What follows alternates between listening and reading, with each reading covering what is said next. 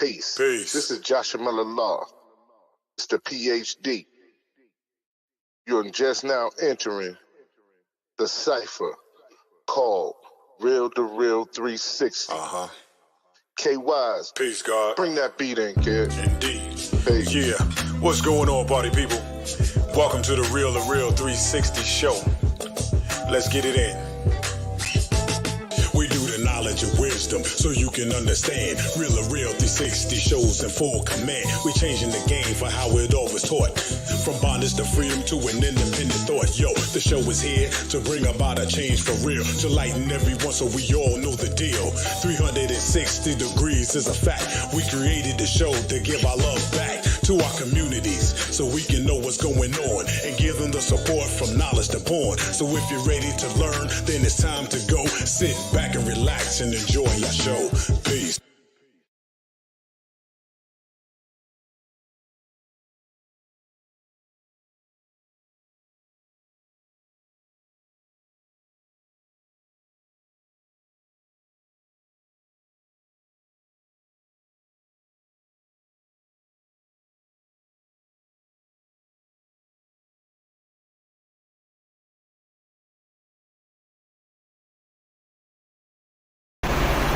Peace and blessing to Allah's mighty 5% nation of gods and earth, to all the human families of the planet Earth. This is DJ KY's Allah, aka Kato the Black Superhero. Welcome to the Real2reel360 show. Without further delay, I'm going to go ahead and bring my co-host on with the most so we can go ahead and get this started right. This party started. And y'all know who he is. He needs no introduction, so let's go. Am I the meanest? Am I the baddest motherfucker down around this time? Show up! But who am I? Joshua Miller Law. Who am I? Joshua Miller Law. I can't hear you. Joshua Miller Law, Mr. PhD.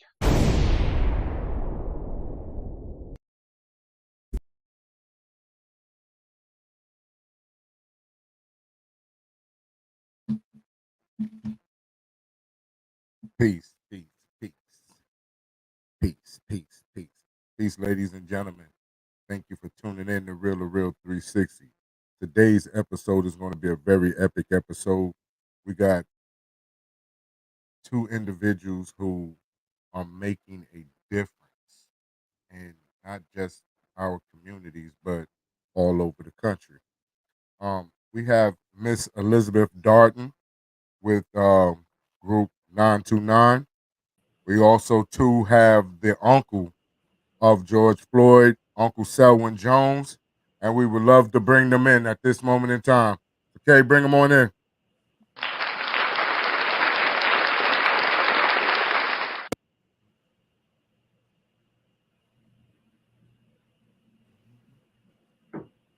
Good evening, good evening. Hello, young man. How are you? How are you doing this evening? Hey, man. You know, couldn't be better. Yeah, So, we're gonna have to do this here. On hold on one second.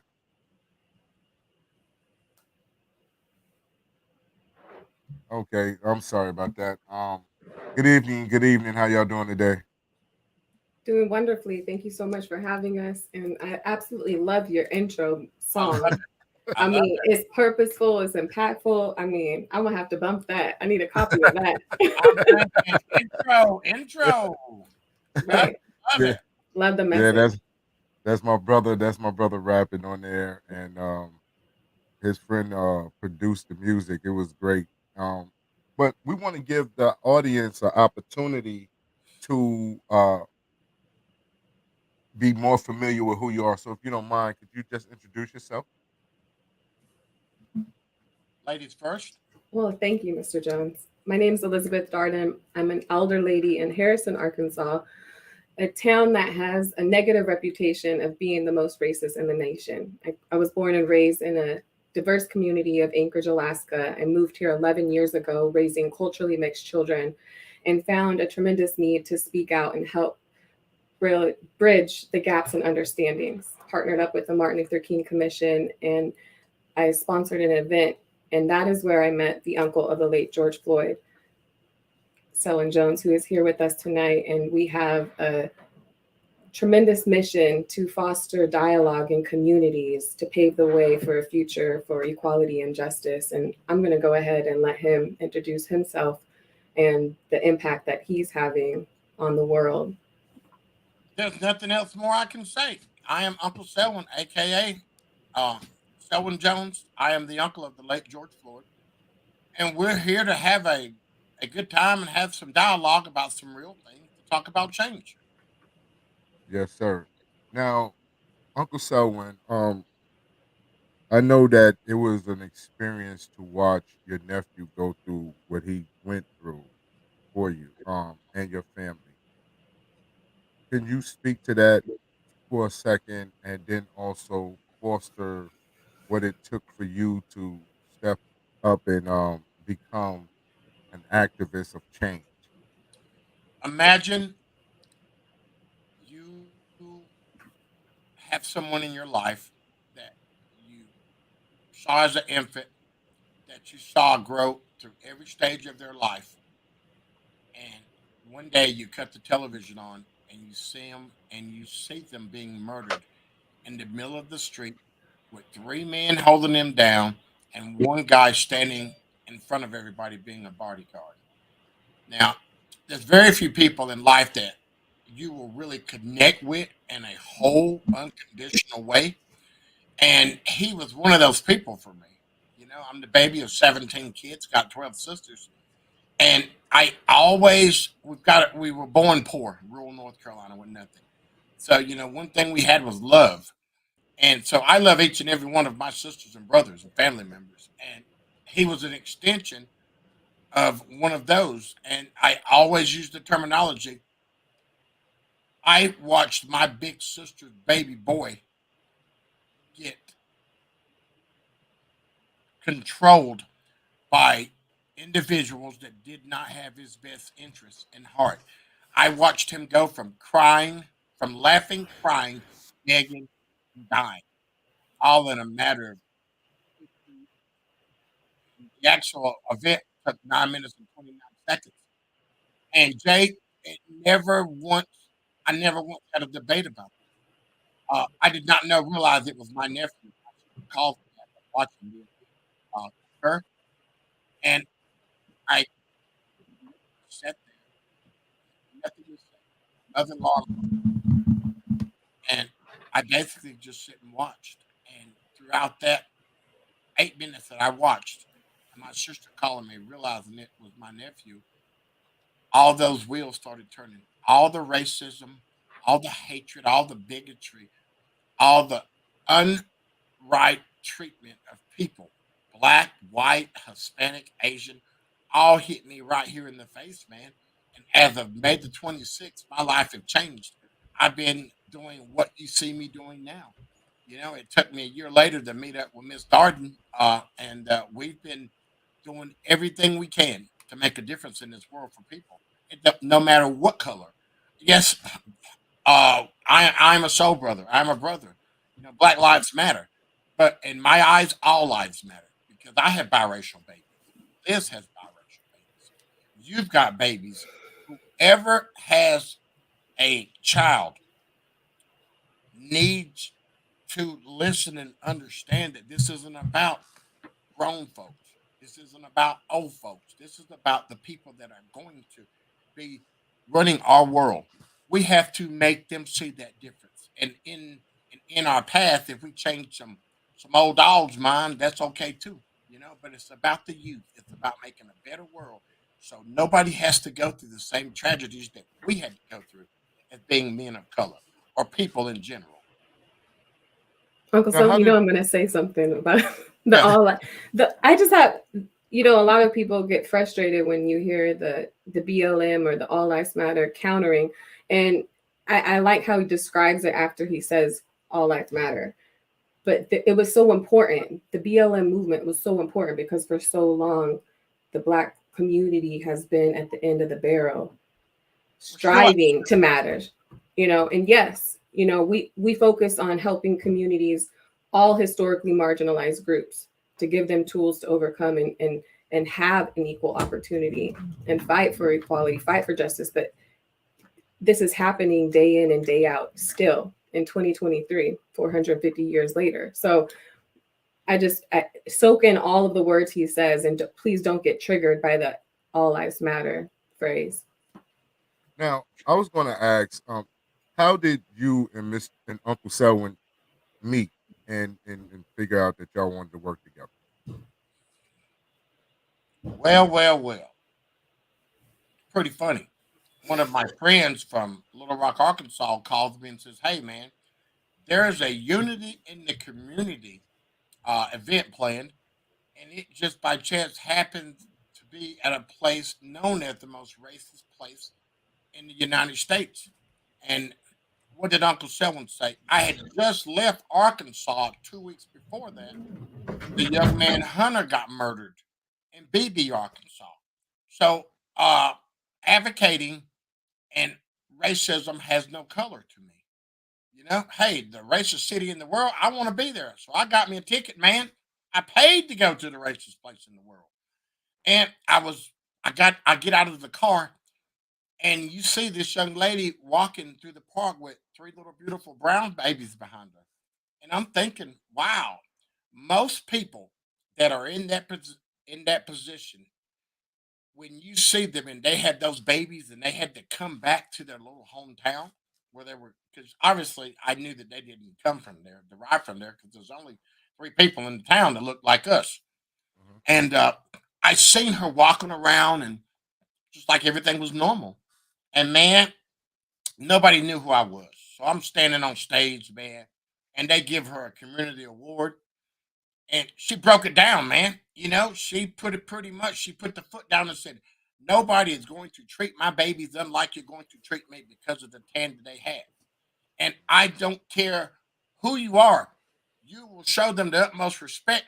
Or me being a mother, me being a child of God, I will scratch your eyes out if anybody treats my baby any different. I'm telling you, Jay. And she dropped the mic. She dropped the mic, man. I'm looking like, those were not my words, but I guess it looked like Spud Webb in the dunk contest shot.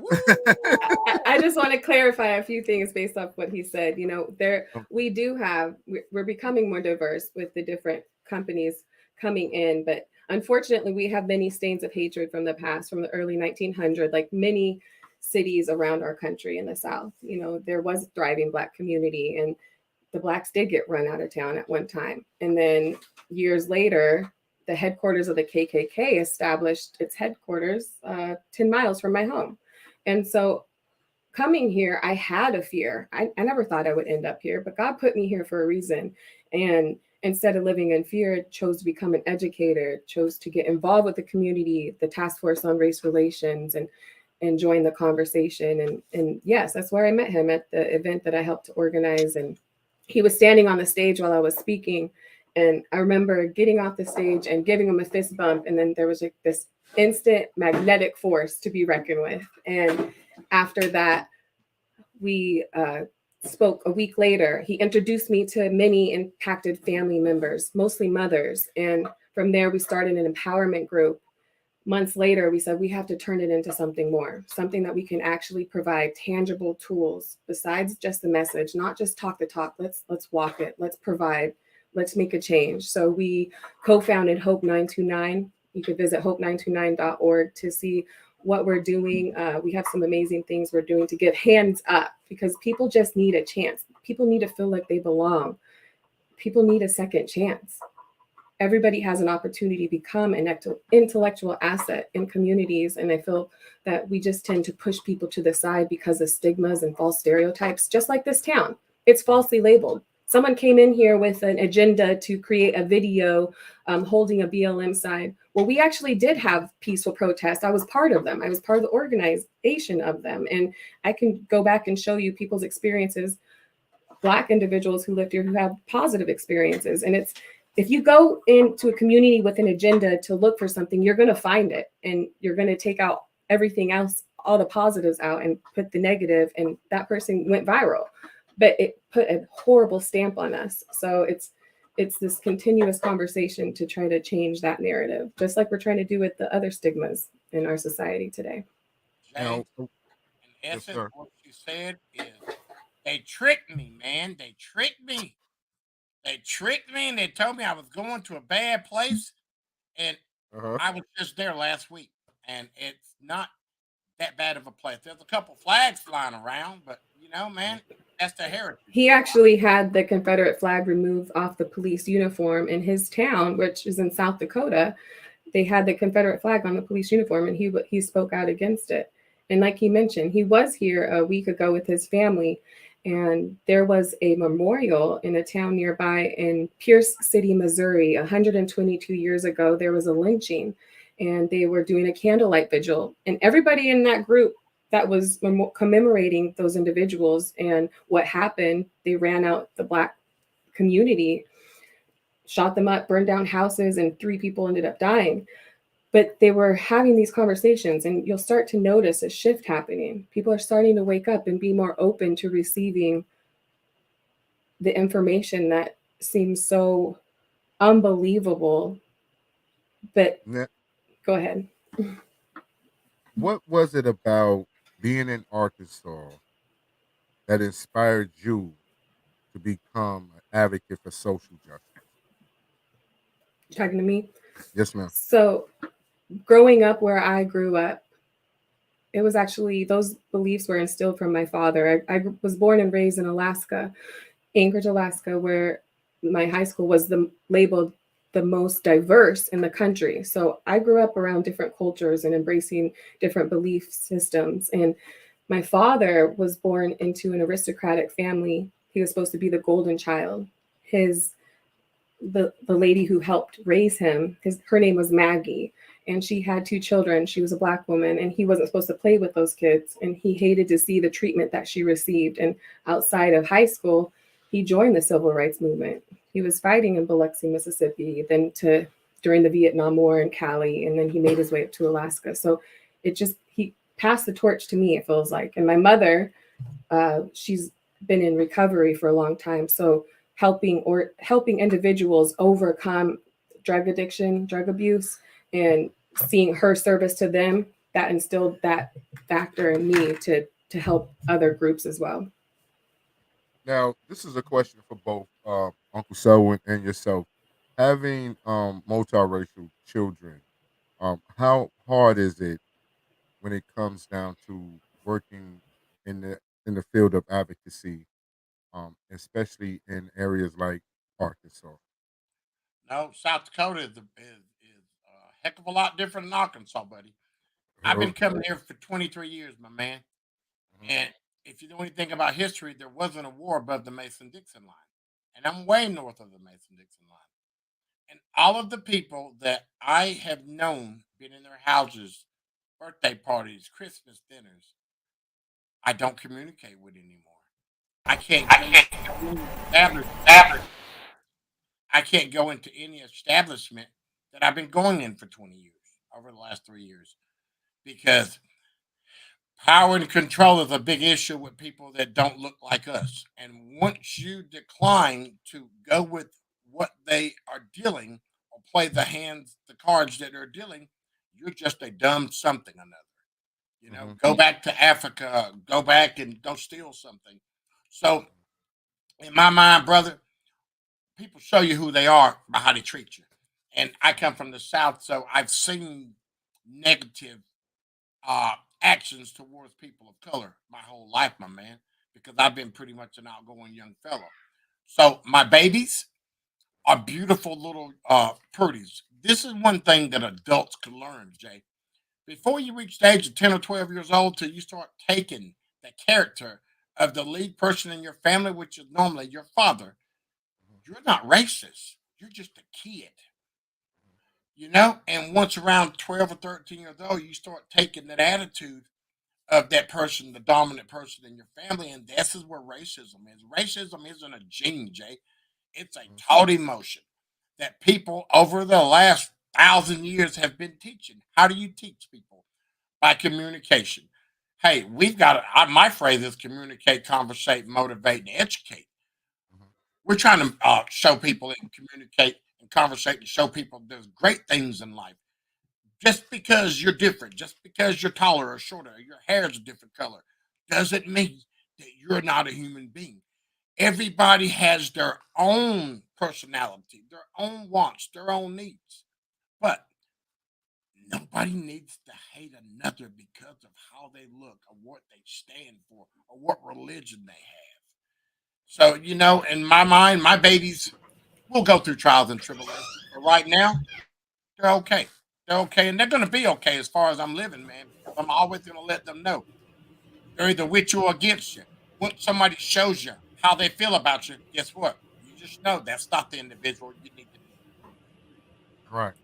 When So, when it comes to raising culturally mixed children, you know, you see the situations where they're not white enough, they're not black enough. You still have to have the conversations when it comes to being pulled over by the police. You have to wonder, like, when do my children stop being seen as cute and start being considered a threat in our society? We're still in that phase, and unfortunately, where we have to address these social justice issues. And it makes me want to fight harder. It makes me want to be a voice until they can be a voice and just ignite inspiration that crosses future eras to come.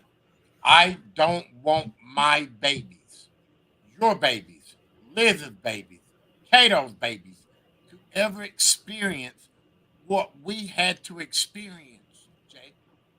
And when I look, on television a couple of weeks ago, Liz hits me up and says they're attacking grown human beings with dogs.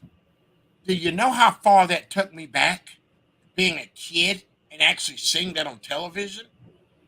And Liz also emailed me a picture, an article about a man got killed for eating a grape in a grocery store.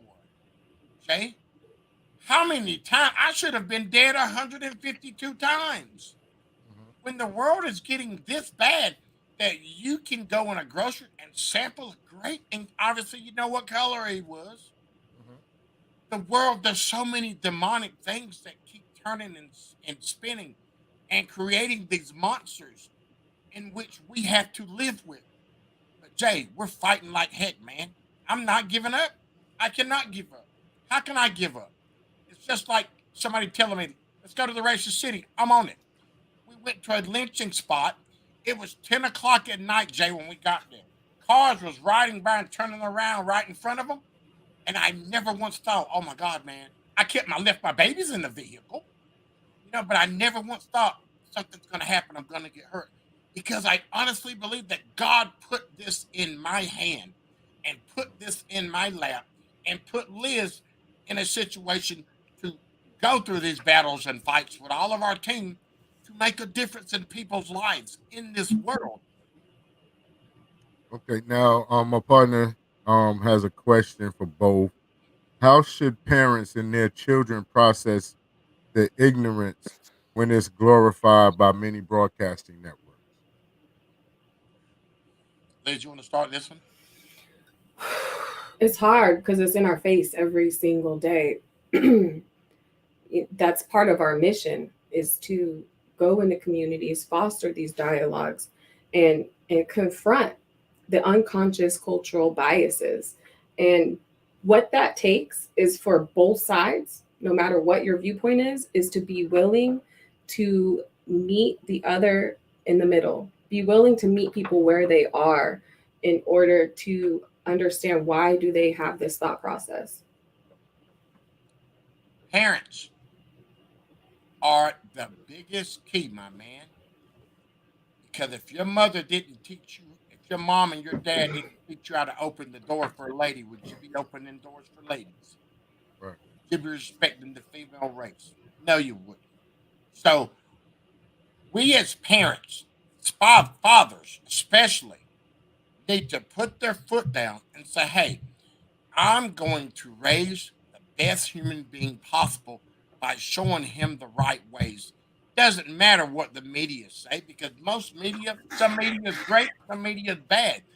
Everybody's got to form their own opinion within their own self to understand who you are and what you are. If you stick your hand in the fire and it gets burnt, obviously you're not going back there anymore. So if you keep looking at negative things, you you will start feeling and believing negative. If you believe and feel positive things, you will change that narrative and be a positive human being. Because, brother, we only come here for a very short period of time. Why not make the world a better place than when we came, than when we leaving, man?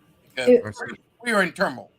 if I may Now, chime in on what he just said, mm, let's take it a step further because he mentioned the parents and the family unit. Well, we have so many families who have broken homes and fatherless upbringing, and we gotta incorporate the education system. It's a scary place in which we live because there's so many programs and equity trainings that are being canceled. This whole cancel culture, and instead of being open to understanding other people's experiences, we're blocking people out, and that is having a huge negative impact, in my opinion. So we have to keep countering. We have to keep prolonging this mission and scream it from the mountaintops, because otherwise, what's going to happen if, even in the state today, Black History, AP Black History no longer gets credits for taking true history courses? I'm confused. Why is this happening? I have a question because just recently, within the last few days, a man went into the Dollar General and killed two or three patrons, and then turned around and killed himself. What are some of the programs that we can be involved in our community to combat the racism and things like that? You know, Liz is probably not going to like my answer to this one. I could tell you, Jay, you man of a little, huskiness. Mm-hmm. I believe in cookouts, man. I think we should just have a big cookout and have everybody sit back and eat some chicken wings and just have a good time. Hmm. You have to create groups. You have to create groups that we can all sit around and talk about our neighborhood watch groups, neighborhood community groups, so we can all get together and experience how life is for others.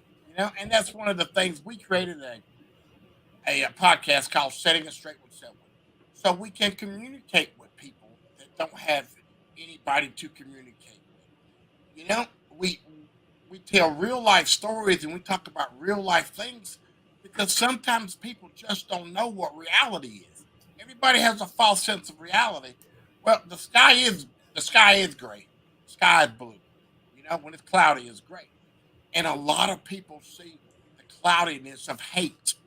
A lot of people see the cloudiness of racism. Let's break through that, Jay, and let's see human beings, people in general, because that's what we all are. It's a system that we need to go back and look at why things are happening the way they are. A lot of the mental illness issues need to be addressed at a young age, and provide more programs for people to unpack their trauma, and learn how to have coping skills, how to have social skills, so they don't find themselves in that situation of desperation where they need to go kill people and kill themselves. That it's happening far too often. And I cannot, I cannot fathom what kind of hatred or what put going and destroy little kids or other people's lives when they're just trying to survive. Because most people in this world, Jay, are barely surviving. And to take your time out, that's some demonic uh, thing that I can't even fathom in my brain, that you would take the time to go out and destroy people's lives because your life is so miserable. So there's a lot of mental health issues in this world. Okay. When we were kids, mom and daddy could fix most mental health issues with a butt whooping. That don't Right. work anymore. You know, a lot of people need counseling. A lot of people need community groups so they can get their frustrations or get their sadness out, man, and just unleash all of the trauma that we have in our souls and our hearts, and just be free. Because, brother, when we were babies, and I don't know how old you are, but I can tell you might have a couple birthdays on you. Mhm. We did not have all of this violence and chaos when we were kids. There was grandmama, which was 50. There was mama, which was 30, and then you had baby girl. Now, grand is 35.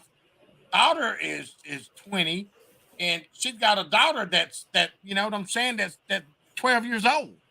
You know, so that family unit has to get back into the positive situation, man, because we're missing a lot. Empathy, respect, passion, love, caring. They seem like they're all have been devastated by hate. And that's just horrendous. Well, with hatred, doesn't that stem from fear and insecurities? Be- Yeah. I, I would look at that. Also, it's when we talk about um having enough hatred to go in and destroy babies or families that you never met. Like you said, that is a mental health issue. That is a big mental health issue. That's a That is big mental health issue. that. That you can kill a child, you can I mean, kill a woman, you can kill a hardworking man. It's That's to me it's beyond the physical. It's a spiritual yeah, warfare. It to me. And I feel that when individuals stop looking within and start seeking what their actual purpose is and feel confident enough to speak out when they're having a struggle or a situation to overcome, they can learn how to utilize tools to cope. And I think that's what's missing. Our social skills, our ability to manage our anger isn't being taught enough in school. mhm. We're cramming down academics and trying to standardize every student instead of meeting the needs and meeting them where they're at.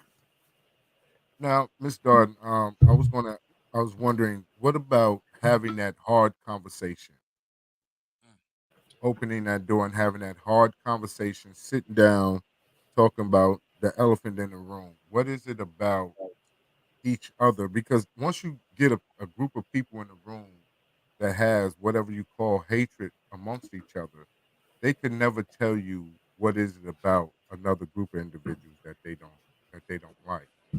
They just, like you said, it was instilled in them from it was birth. taught. It was taught. Hatred is taught. It's generationally passed down, Mhm. and we met a white male last week. He was wearing a Black Power hat in an all white community, and I took a photo, and Uncle Selwyn commended him for speaking up for a marginalized group that doesn't have face the same issues that group faces, but he recognizes. When people are marching, it's a cry for help. It's a cry that they need assistance to get through whatever battle it is, and we need to be open to receiving and helping and giving a hand out. And I didn't can you tell me your question, behind your question? Oh, with my question is mostly like right now. I got a text that came in and want to know about the marching. Right, when people march, and we march so much when it comes down to things. Some people feel like they should match that energy. They should match the same energy at times. Whereas if individuals are physically combative, that we need to be able to be in a situation where we defend ourselves. What are your takes on those? You can't Yeah, fight fire with fire. You can't but fight fire with fire. but you cannot let anyone take that from you. If somebody pushes me, I'm not necessarily saying I'm going to push back, but I'm going to make sure that I'm going to make a point in stating, hey, you know what? If you and this is what I tell them all the time, Jay, you don't have to listen to Uncle Selwyn. If you don't care to hear what I want to say, if you don't think what I'm saying is right, don't listen. It's the people that want to hear. It's the people that want to listen are the ones that I want to talk about. You cannot teach an old dog new trick, but you can teach a young pup how to teach the other individuals uh, a different route to go.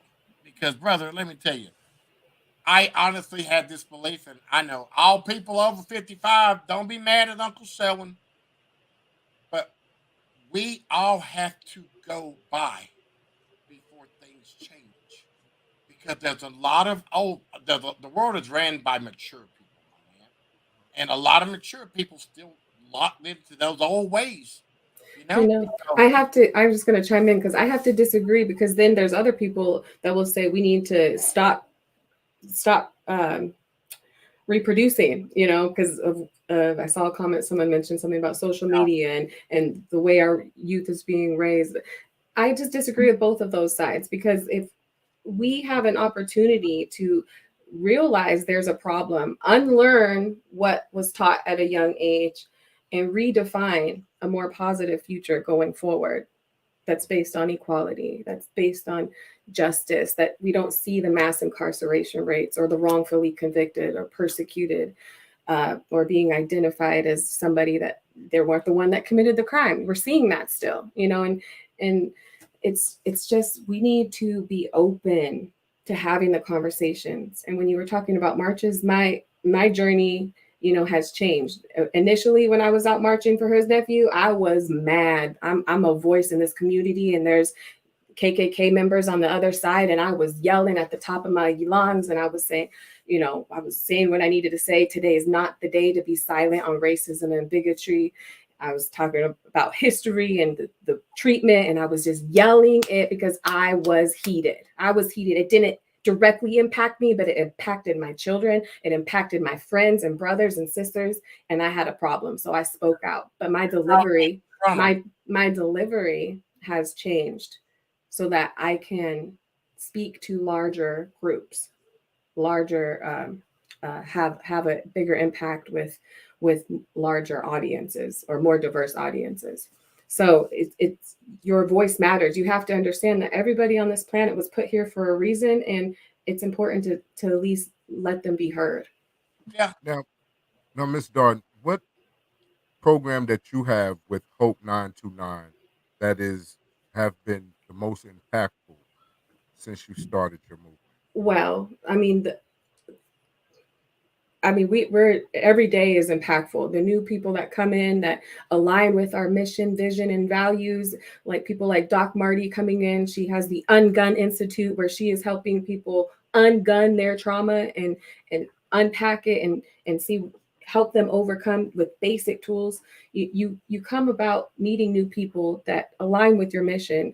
And I think that's what we need to do as a society as a whole, be open to collaborating and be open to change, positive social change. And pivotal points in our organization right now, we've been working hard all summer on a proposal for a community resource center, affordable housing, and a call center to provide job opportunities. And we had a really positive word that our funds have been slated.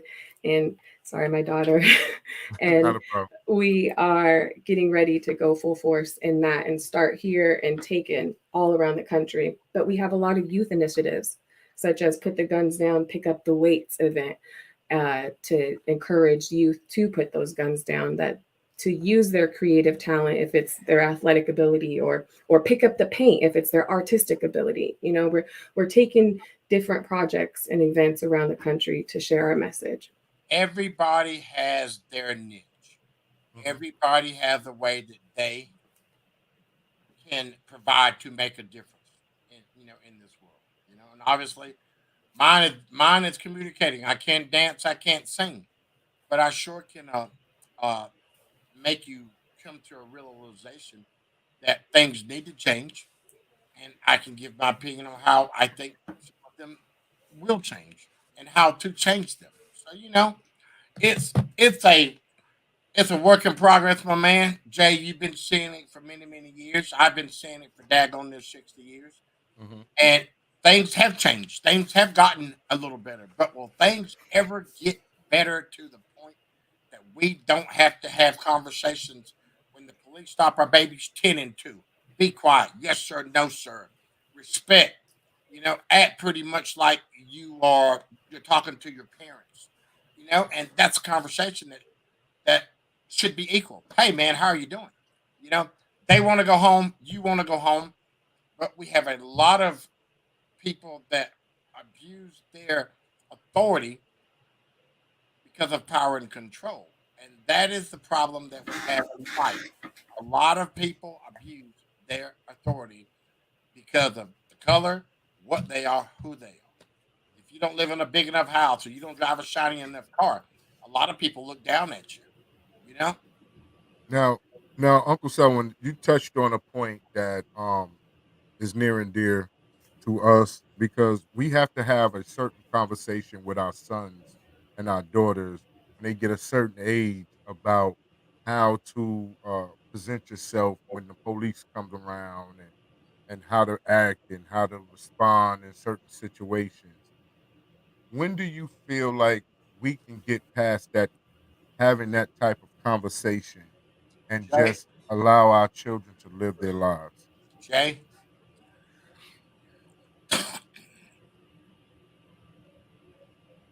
I don't think that we will ever not have that conversation because the ratio is 70-10, and the ratio will always be in a big disparity. And I think that's just one thing that in life is always going to be because there are going to be people that always take advantage of their authority and their power. And you know, man, I hate to say that. I honestly hate this. I hate to say that I've got a 7 year old that already knows when he comes in encounter with the police, he's got to be quiet and he has to be respectful because he knows because of who his daddy is and what happened to his cousin that he has to be a certain way. And that's a daggone shame that a 7 or 8 year old already knows that he has to be fearful of the potential outcome while dealing with certain entities in this world. But I have to chime in too because I refuse to want to accept that fact that we're going to have to continue to have those conversations. But let's equal the playing field out. Let's go into the police departments and talk about what do you expect for the population as a whole, and maybe that should be something that should be included into defensive driving courses or when you're getting your driver's license.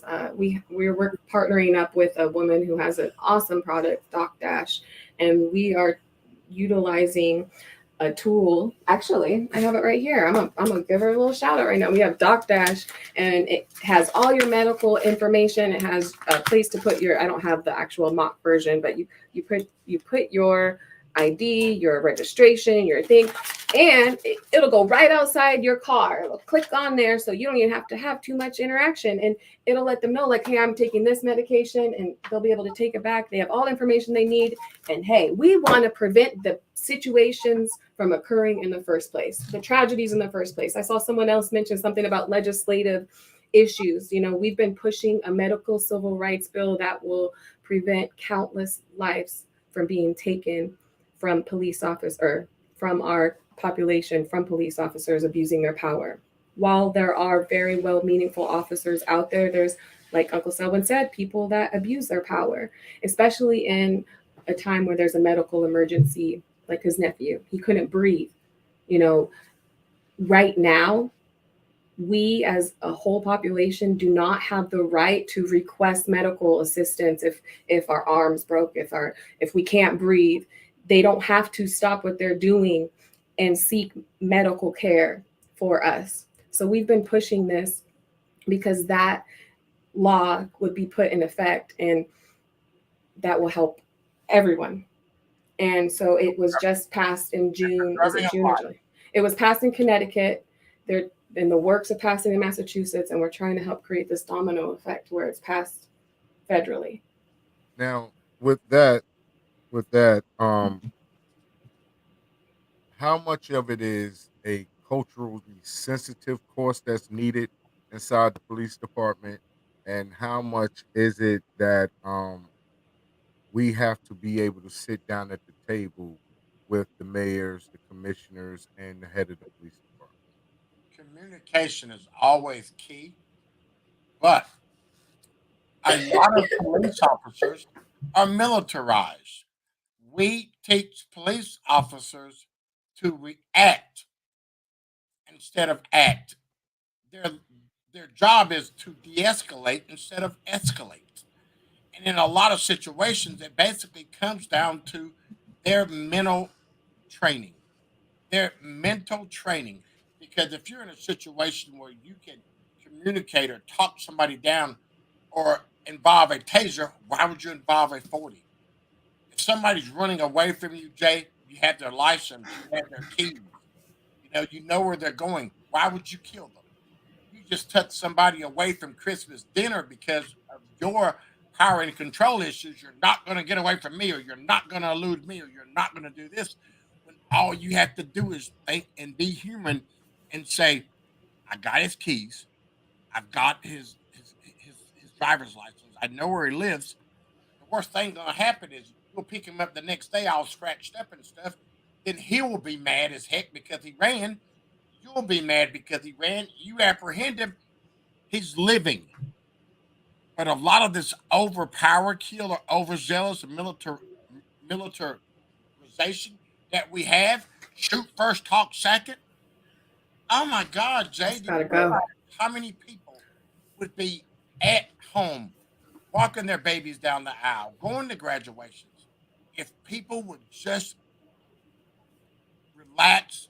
We know you want to go home, but we also know that it's your job to make the best possible decision for both parties, not just you.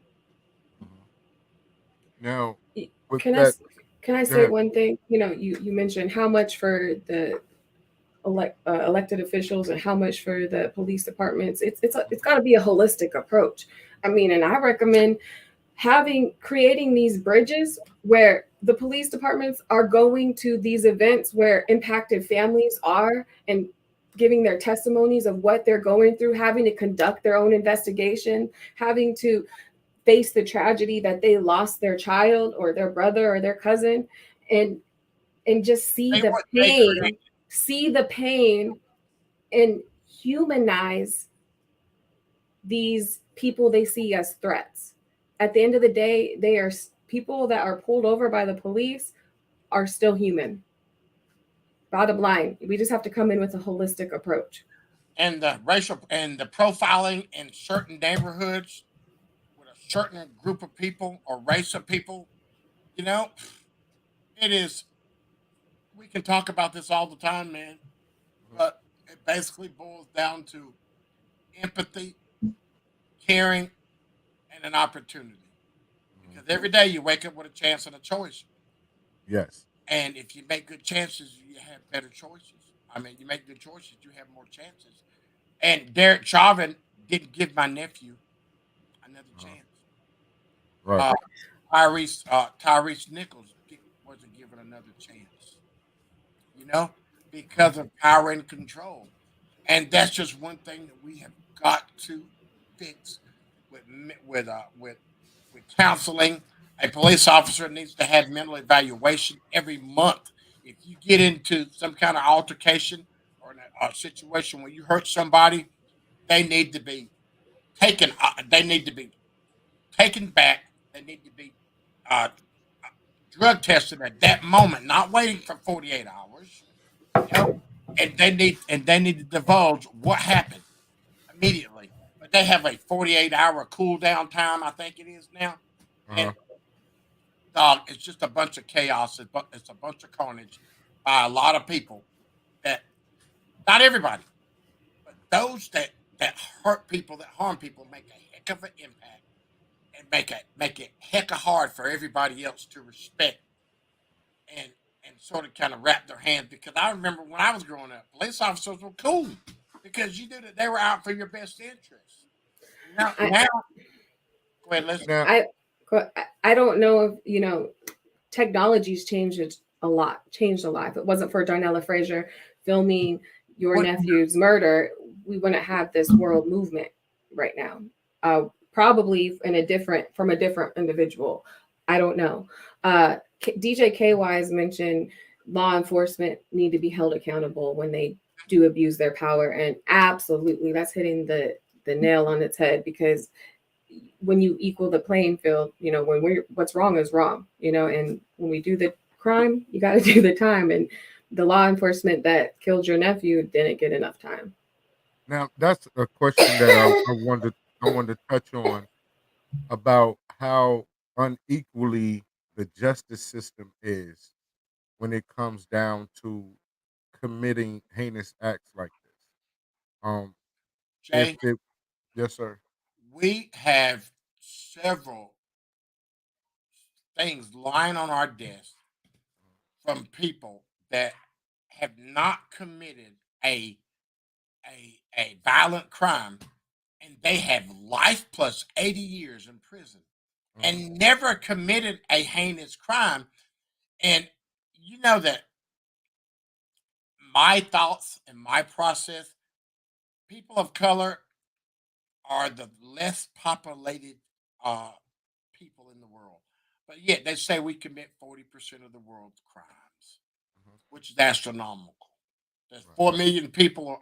There's 4 million people are incarcerated in the United States. 1.8, 1.9 happen to be the color of our skin. Now, I reckon the point I'm trying to make of this is there's a lot of people that target certain entities, certain populations, because you remember the chain gang? You ever heard that remark? The chain Yes. gang? Mm-hmm. Do you know how much money there is in prisons?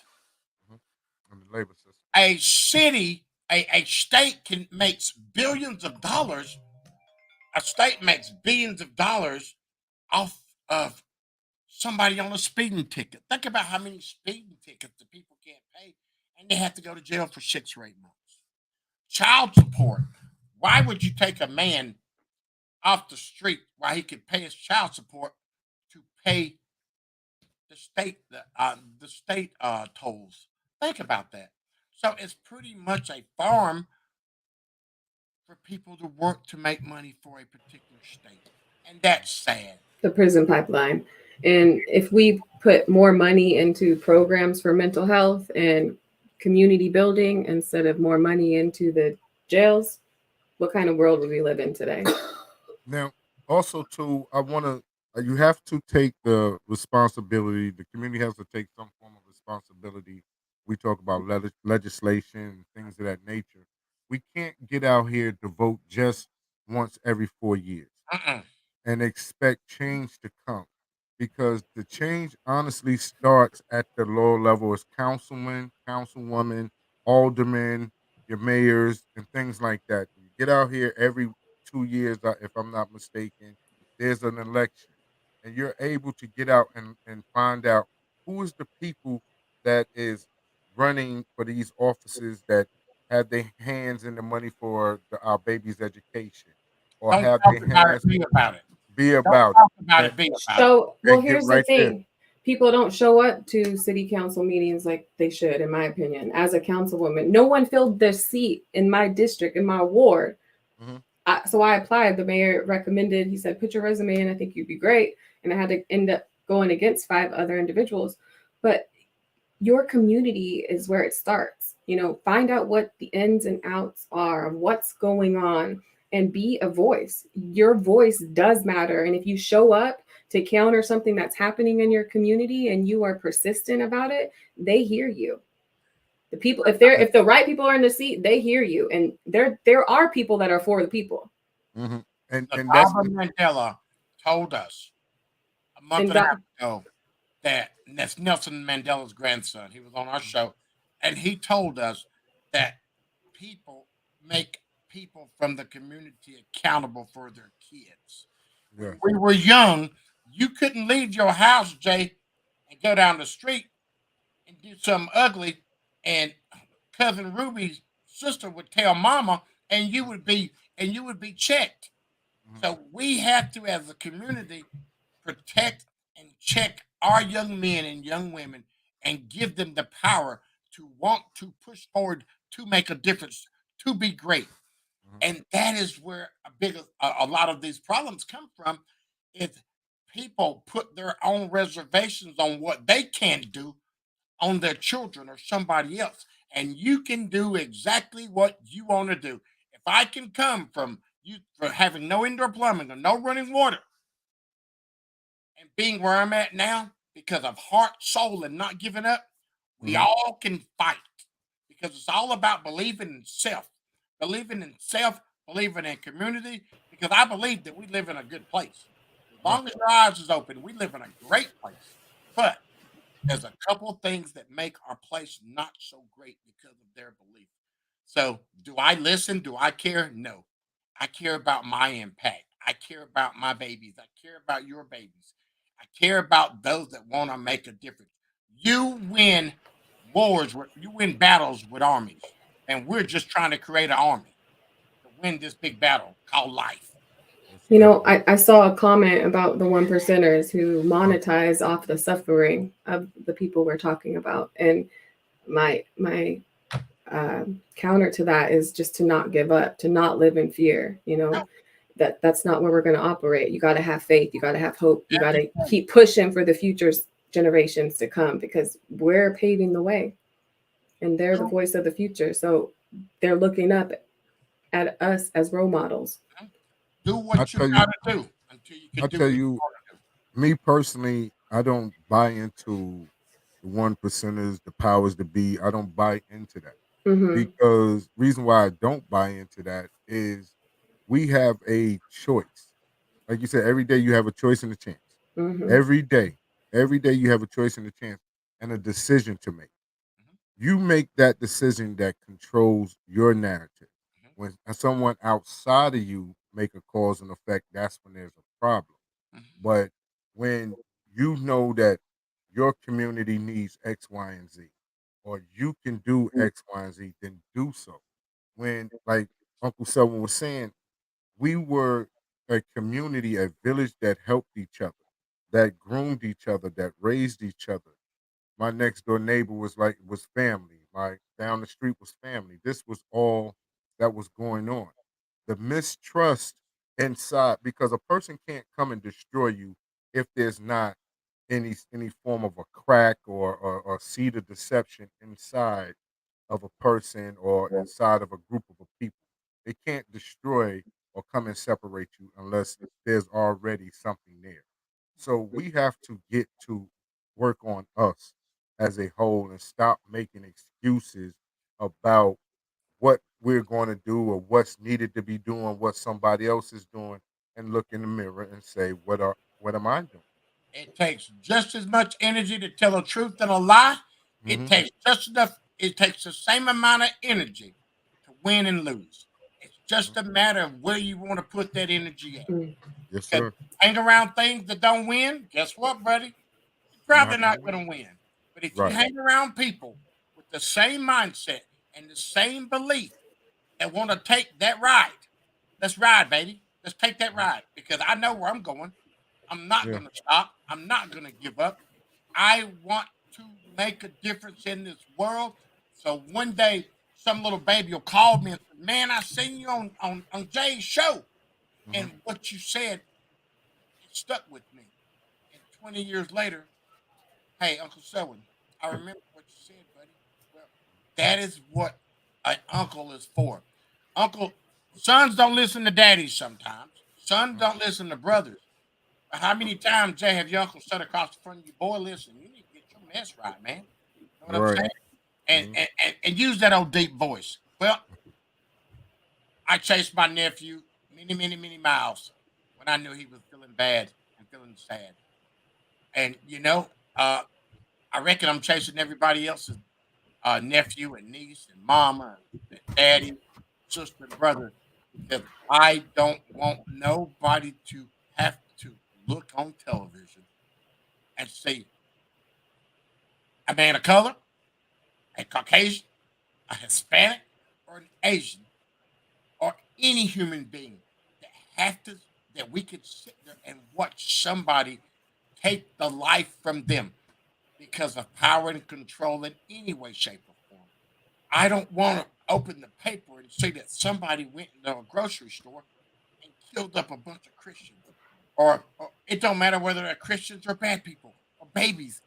I don't want to open the paper or cut the television on and see any more carnage happening because of belief in people. I believe that people are great. I believe that there's bad apples in every bushel. So if the good apples can weed out those bad, I think we can make a difference. And people ask us all the time, "Well, will we ever see enough change?"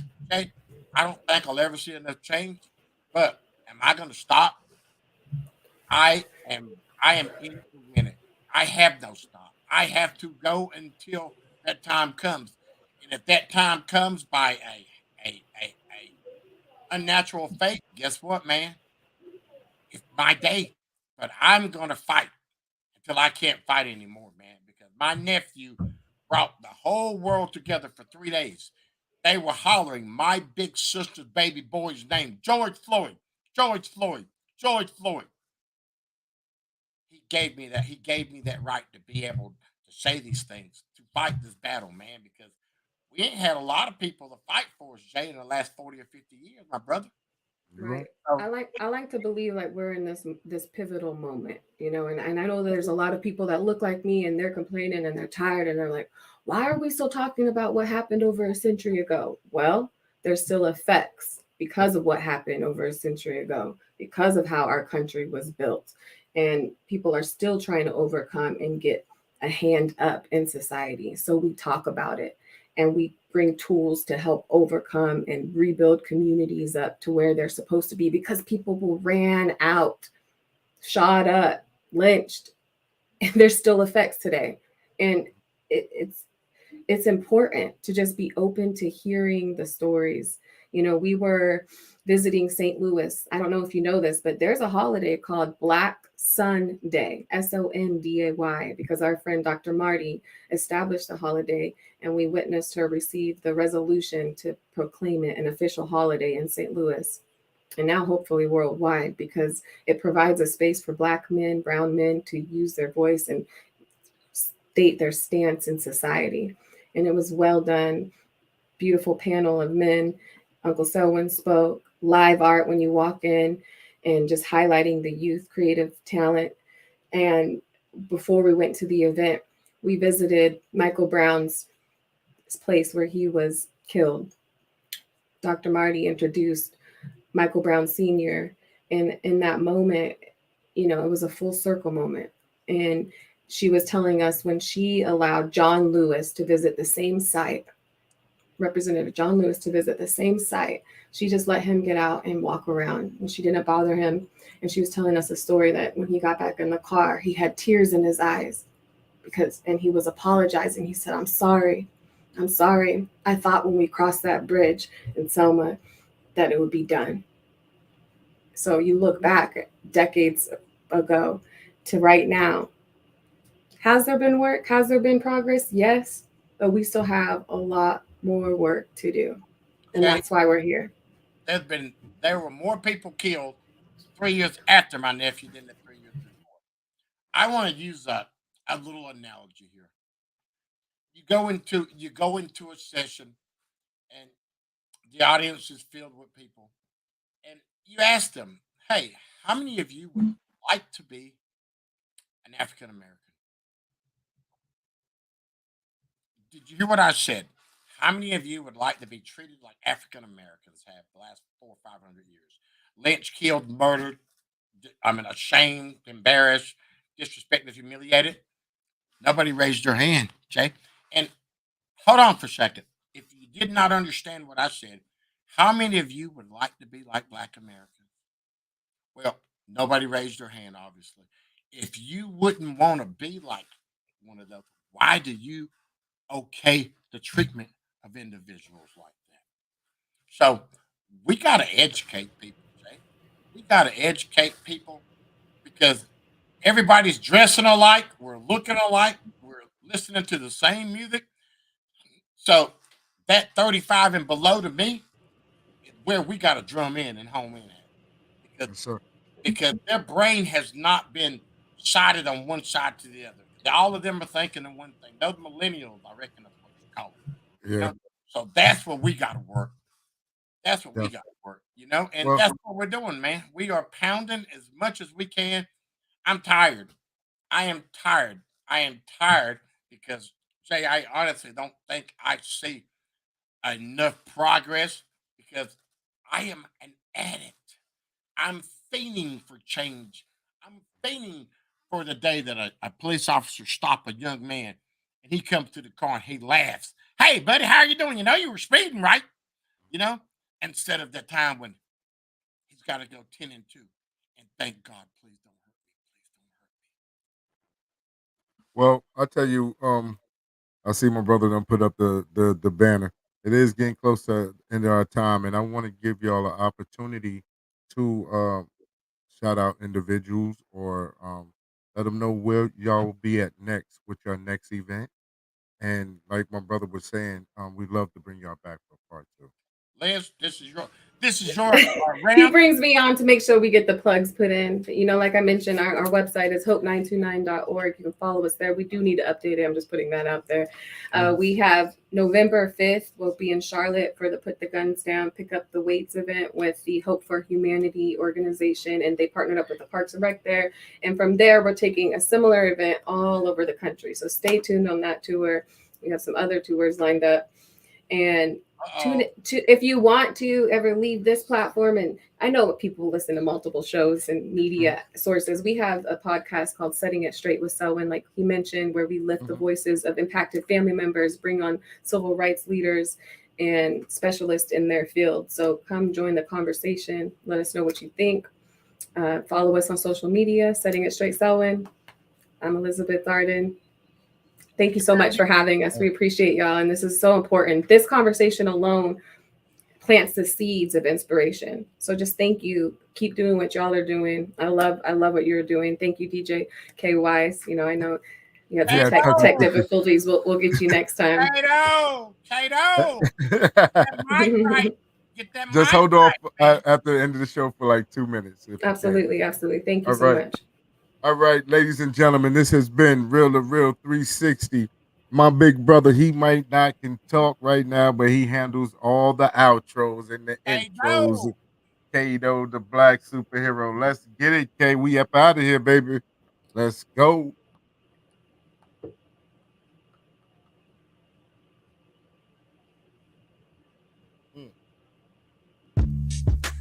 Yo, ladies and gentlemen, we starting to come to the end of the show.